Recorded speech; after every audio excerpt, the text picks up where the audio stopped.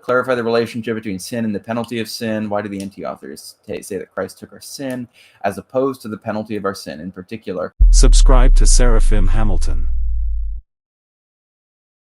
Well, what I tried to say here is that sin and the penalty for sin are coextensive in the sense that sin intrinsically leads to its consequences. A life lived poorly is going to produce negative consequences, even though the life lived poorly is not quite identical with its consequences.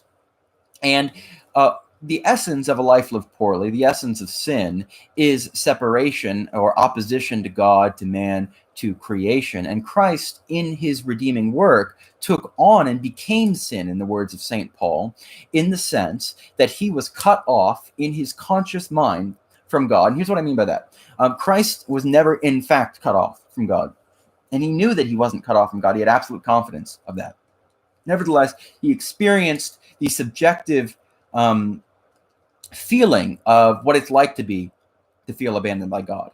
And by the same token, Jesus, as a human being, developed a set of close friendships. I mean, it's really remarkable, this fact about the incarnation, that Jesus wanted the company of his close friends in the Garden of Gethsemane.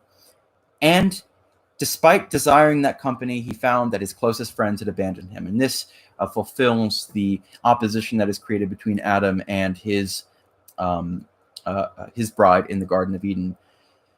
And finally, with respect to the creation, the man is opposed to the creation in virtue of his sin. Creation produces thorns and thistles, and Christ is crowned with thorns. And so in each of those respects, Christ takes on what it means for sin to be sin, while not committing sin according to the disposition of his will.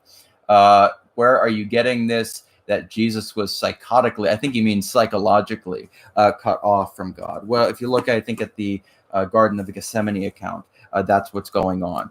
Take this cup from me, I think, refers to the experience of feeling like God has abandoned you. And if you look at, and the real point here is, look at the Psalms that Jesus quotes. Look at the way that he understands his own crucifixion in the context of the Psalms. And throughout the Psalter, one of the major themes is the experience of the one who is praying, of experiencing what it means to be cut off from God while still expressing confidence that he is not in reality cut off from God.